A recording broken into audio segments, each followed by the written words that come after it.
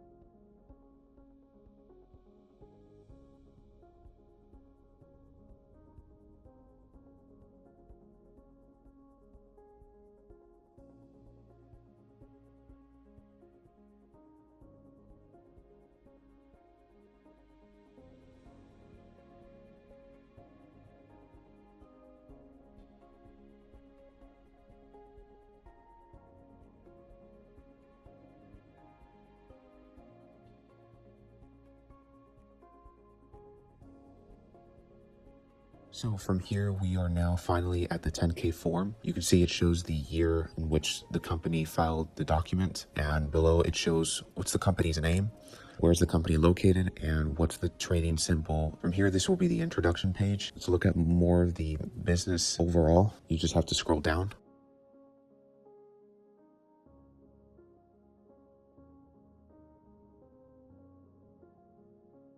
So on this page, this is where the business gets to explain overall what they're focused about, where they want to propel their mission towards their clients, what's their long-term plans, how are they handling with a few situations as of right now, and how they will continue to handle them in the future. This is more as the introduction page.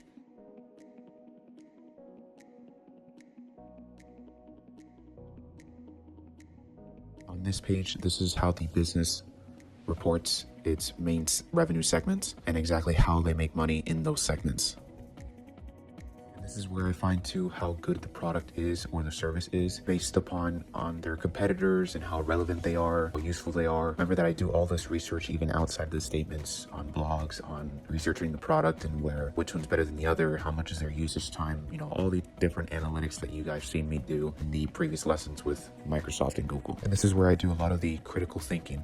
I do the critical thinking on the rest of the statements, but this is where we do the most of the critical thinking so we can focus a lot in their products and services, whether they're dominant in that consumption and how reliable their products or services are.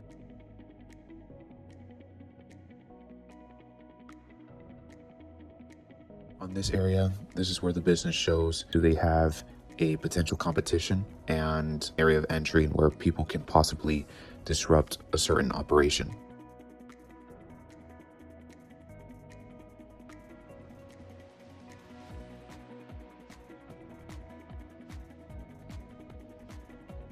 In this section, this is where the company shows how many securities have they purchased of each class share and whether they will continue to repurchase in the very upcoming future.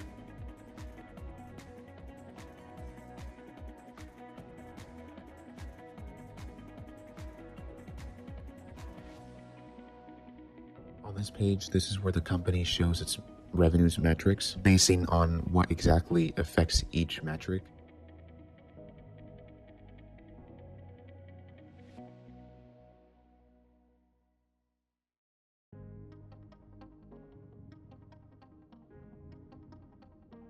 These are just all the costs and expenses directly from the income statement, at least all the expenses that come in right when the revenue comes in.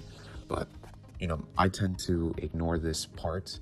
Usually when I want to look at costs and expenses, I go much below towards this 10K and where we can see fully each revenue segment in a statement. You guys will see exactly how that looks like eventually.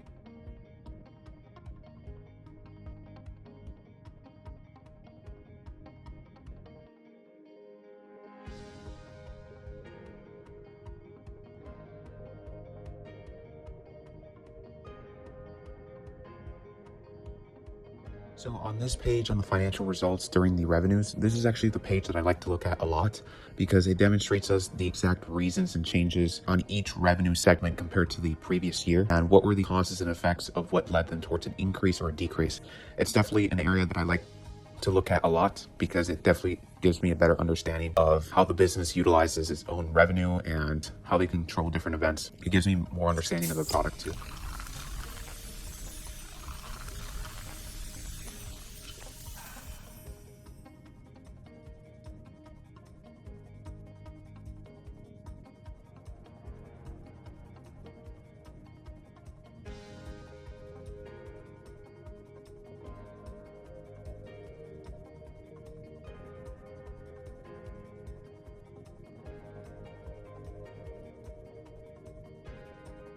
So this was the segment that I was actually talking about earlier, where guys can find the most effective costs and expenses for the revenue. You can see the total cost of the revenue compared to the previous year, and you can look very detailed into what exactly has changed in the revenue, whether that was in research development, sales and marketing, general and administration, which combined is SG&A, remember? Yeah, you can get just very specific measures and they'll be able to explain to you why they've changed over the previous years and whether that's a productive matter too.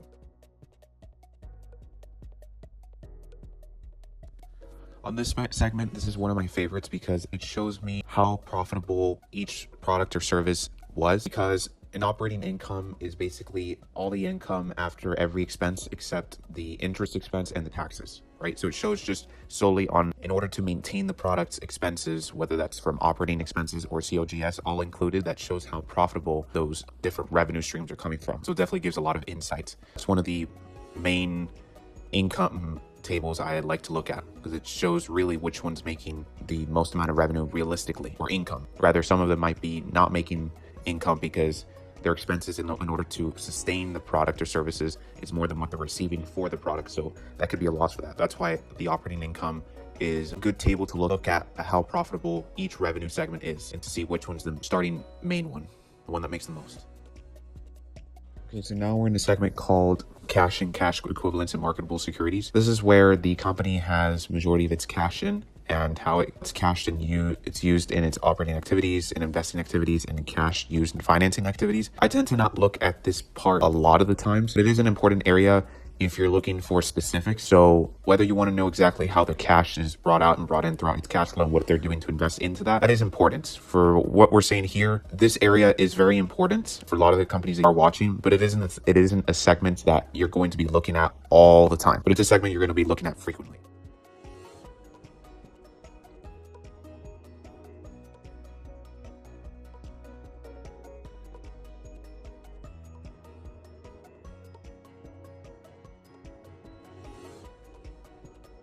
The share repurchasing program is an important area you want to look at because this can show you how much of the interest of your shares can increase from this company. Of course, please be reminded that not every company should do a repurchasing liberally. If it's a company without a sustainable product or a service and where it's making lousy returns, it doesn't have any dominance of what it's selling at, and it overall has a very high risk of using its cash and the way how it's utilizing its debt to not grow its product, those aren't the companies you want to see who are aggressively repurchasing the program because they need to focus more on the product. So really the summary here is you want to find a company that's already focusing on their product is excelling, their product is dominant, hence they have already value in that product or service they're selling with, which then they can have the, let's say, the leverage and the interest in order to make the shareholders' equity or interest into the company increase, which is good for investors like you and I.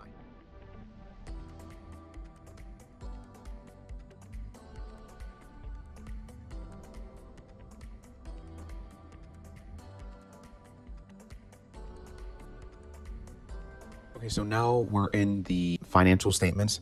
This is now one of the most important sections. I would say it's the third important right after the revenue segments, that you look specifically which one makes more than the other from its operating income and generally overall within its revenue.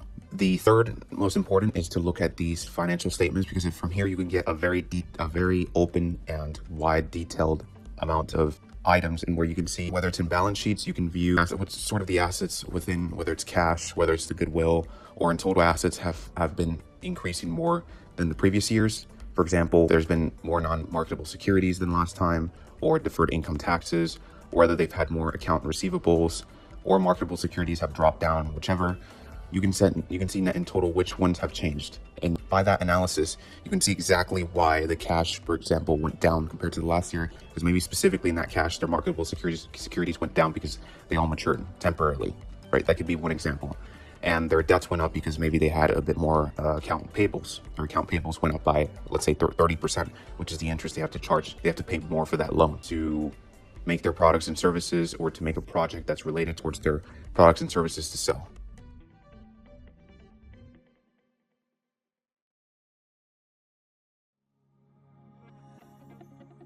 In this view on the statements of income, you get to see a very basic but pretty good table on all the costs and expenses, which net in total after the income taxes. You then get the net income. From this, you can see how each particular item can be different from 2 years ago, a year ago. You can definitely see how far or distant is the company now in terms of revenue, whether it's increased or decreased.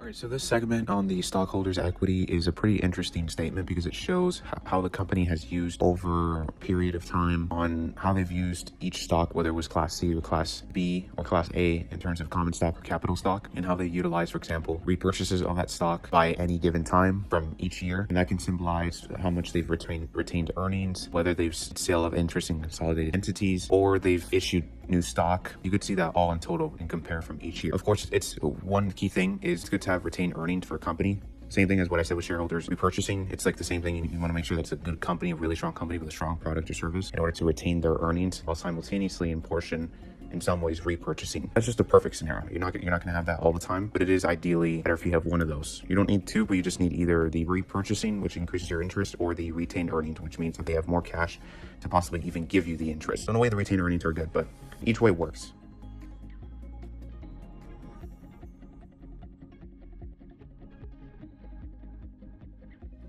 Okay, so now the statements of the cash flow. This is the most important, one of the most important statements on these 10Ks, along with the balance sheets and income statement. Those three are the most important statements in the 10K. But talking primarily of the cash flow statement, you're just going to have, as usual, you're going to have your operating activities, your investing activities, your financing activities. The difference here is that you can actually see exactly what item they have exactly, compared to if you went to MarketWatch, you're pretty limited towards a few general items that's pretty much located in the same industry. Rather, over here, you get very much specifics in what happens in the business and what they've took out, what they've took in, whether that was amortization, loss on debt and equity securities, or their change in working capital, right? Which in terms would be somewhat similar to the, or you can see their purchases of properties and equities, their maturities and sales of that marketable security, and so on. You can see that a lot of different details, and this can help you create a good analysis, whether the company is free up or whether it's investing very heavily in its cash flow. A lot of the times when they want to make acquisitions, for example, or they have to give up a lot of the let's say account payable, or they have to pay a lot of the account payables for loans to make their own products or services, or to utilize the leverage for their products and services. And additionally, you can see if they're investing a lot more into the maturities and securities, just in general acquisitions, to see how liberal they are. This is a good area if you want to check how conservative or liberal they are in using their cash flow inside their business, whether it's from investing or repairing some debts or taking out more loans. You can definitely see that in the cash flow statement. So it's a definitely reliable tool, because you can see let's say the cash utilization inside the business on where they should move it, where they take it in, where they take it out. You typically do not want to look for a company that's investing heavily in their cash flow, really in a portion of debt per se. Like they have to take out debts in order to refund back their acquisitions, or whether it's just to sustain a macroeconomic event. That's not what you want to look for. Right, it depends on the, let's say, the type of business in the industry. That sometimes depends. But in overall, it's not a terrible thing, but it's not like the best thing you want to look for in a cash flow statement. You do ideally want to see, of course, some investments there, but not so much like liberal, where they're investing heavily all the time in acquisition and they have to put it into debt with what they have in their cash flow, and that their cash flow is always fluctuating. Those aren't the businesses you ideally want to exactly look for. You want to look for a business who barely much touches their cash flow. And when they ever need to, they put in acquisitions, and their acquisitions don't cost a heavy amount. At least rarely. Sometimes it can cost a big amount, but that's fine if it happens very little. But if it happens often, it's not terrible. Again, it depends on the industry. Just keep us stable, and as long as, right, that's pretty common sometimes with other industries. I would say the consumer retailing, like physical stores, that's pretty common. But in the technology company, that's not really that good. Again, it depends on the criteria. If the cash flow, as long as the cash flow hasn't been going down for the past 5 years for a business reason, right? For a business reason, and turns out their business has become weaker. That's why they had to get more debt from the acquisition, because they were slowing down in growth, and they had to get more companies so they can better their business, but not from their own individual products, but by buying others' products. That's not a good sign. You want to see that the business is still the same, and they're just taking out cash flow to like increase that moat. That's all, just to increase the moat. But either way, they have already the moat. So that's what's important. As long as those statements have been consistently going up, like the net income, net operating cash flow, free cash flow, and cash has been rising more than its debt. Cash has been bigger more than its debt. Then from the rest of here, down from the statement, all the way down up to notes to consolidated financial statements. These are now just referring to the same segments as we read from the first pages of the 10K, only this time they're referring to more specific things that are going on currently on each segment in general. This is optional. They just repeat the same thing what they said at first from the first pages. Only this time I would say that they sometimes refer a few different things to when they didn't mention that in the first pages. So it is worth going through all the way down to see if there's anything different. But overall, we've now completed really the summary of the business. By this point, you should already have a rough research in knowing really the company.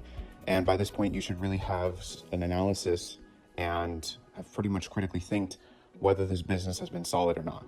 And depending on one of those answers, definitely depends how you go on to the next stage. If the business wasn't strong enough in its products, well, you can't invest in the business. It's too weak. If you saw a competitor was the same, or it's close to the same, or there isn't a margin of difference, right? Or its products in where its dominant product only makes up like 50% of its entire revenue, and then the other remaining revenue isn't dominant at all, or maybe has too much competition, right? Not a bad business if that's the case, but not the best business, not like a diamond business, which is what we look for. So you can kind of disregard that for a investment, and you could definitely find a better investment somewhere else by just repeating this process again. And until you do, if you did pass this, you can then proceed to the protocols, which is then you go to the protocols on what characteristics the business has, and then you repeat that protocol several times to see how strong it is, and overall, depending on its consumers and its competition. In the terms of reassuring yourself with other blogs, other research, other websites, other people talking about it, because that's important too, to get research outside of just even what the company's statements are, because that's just the company's saying the nice things about the company, because that's how a company's going to do. But you do want to get some mixed opinion from other people, because now you do have a rough background, a foundation. You know what's true and what's not true. So it definitely won't affect you if you read a blog, let's say, seriously, because you know that it's silly and they didn't take the research enough. Well, you did. So now you have like a filter to go to these different blogs, go to these different websites, right? You don't have to ludicrously go through many of them, but go through several, right? To just see how strong your estimate is on other people's, let's say, dominance, on what people say, why they prefer the other product, and what's the features there. And going to the other competitor's website, what do they have? Going to the other competitor's statements too. I do that. Going to the other competitor's statements, seeing what's the difference there, what are they dominant at? And if their competitors are definitely not dominant, if they're, let's say, not even competitive with them, not so close, well, then your previous business, the first one, was a good one. If there's slightly a bit pretty much close competition, it's the same conclusion where it's not the best business. You could probably get a better business somewhere else. And so like this process repeats. You can see like this is why I call this the diamond investing, because you're refining every step along the way. Every step makes it harder for the business to become, let's say, worthy of your investment, because you have to test it over a blog, you have to test it over the website, over the other competitors' statements, and that kind of that reassures clearly how much of a difference that first business that you saw is different from the other one that you're currently looking at, right? So you just keep repeating this process. You repeat the process for each characteristics, whether that's for brands, branding effect. How does the other have a branding effect? What do they have in dominance with the products or services? What are the monopolistic effects? What are the networking effects, high switching costs, capital expenditures, all this type of stuff. Which one is dominant, right? Of course, it doesn't matter if another business has maybe many of these characteristics, but they have a really bad product or service, or not that much, not even close to the good product or service compared to, per se, the first business, right? But automatically, if you have a bad product, you don't have a brand. So that's pretty obvious. In any case, when you go through this process and there's two things you can go through. One is let's say the business passed about 3 of these characteristics, the rest it didn't. In that case, this reflects and towards also whether the net income has been consistent, whether the cash flow has been consistent, operating cash flow and free cash flow, and the cash above the debt, right? All these things. If there's one area, let's say, for example, net income hasn't been consistent, but it's overall been good, the rest have been good as well with operating cash flow and free cash flow, same with cash. But let's say you got 3 characteristics. Well, you've lowered like a bit of your projection of the business. And on top of this, you've lowered, let's say, the growth rate of what you thought, right? So it keeps, as much as this goes down as you lower, of course, if you lower it 2 times, it's not a good investment. when you have already, okay, I need to lower it 2 times, right, after doing this, because you notice like another thing that makes it worse, that's not the best business. You can find something else. You see, we're very strict. This is a very strict program. Very, very strict. That's why, again, we are choosing the best businesses in the world, and we're going through so many processes to see if this business can succeed through these very hard, but simple, really, because it wouldn't be hard if the business was really simple. That shows the purity. We're getting the purity out of the business. If the purity is clear and rough and tough and accurate, very, very accurate, then you can have your projection a bit higher with a bit of higher growth rate depending on what type of product they're selling. But a pretty good growth rate. And then from here, you can basically just get the intrinsic value. Also, I like to do that approach, studying both of the company statements in its competition, because it pretty much kills like 2 birds in 1 stone. I'm able to see exactly any sort of folly, error, misconception. I'm able to eliminate as much misconception by just simply reading another company that's its competitor. I can know exactly what they have in product, and I can see even if product is even beyond better, or if it's worse, right? But that kills 2 birds in 1 stone, because 1, I could see testing how dominant that first business is. And if it's not dominant, well, the other business was able to give me the opportunity to invest in it. So in total, I'm able to learn more about another business. And second, to reassure how strong my first business is to make a better return on my investment. I love that approach. But really the best thing that you should do when it comes to analyzing and seeing whether you have a good business in your hands is just simply as doing as much research as you possibly can on seeing every point, every aspect, every area, because you want to understand the business on the back of your hand. That's how much. Not because you don't understand it, right? Not because you don't understand it. It's because you want to refine what you have. You want to refine, and it's certain products from the other competitor you have in total. But really, the best thing that you could do is what I just said. Just doing as much research as you can. Why? Because if you do the most research as possible and you have an actual clear answer completely, and that clear answer is now simple, right? This is literally the validation whether you've done enough research. The only thing that should come afterwards in the aftermath of all this research is only 2 answers. It's either yes or it's either no. It's not a maybe, it's not probably, it's a good, we'll see. No. It's either yes or it's either no. That's how much research that you're gonna do. Right? And I do that all the time when I invest. I don't do maybes, I don't do probablys. I don't invest in that way because I'm not deeming to lose money. I need to be sure in what I invest in with 100%, almost 100% accuracy, right? And that's why, despite where the market goes, wherever the hell the market wants to go, I'll be able to have a pretty clear mind and a free mind to understand the business so well that if the market's marketing the business at 80% less, the market will not affect at all my analysis whatsoever, not even a single bit, because I did enough research and the market is incredibly wrong for that, right? But if you haven't done the research to know that yes or no, you're likely going to be a bit more prone, at least a bit percentages more, to be a bit more prone towards the misconception or the misunderstanding and fear that whether you are looking at a good business, right? And you should never do that for any business.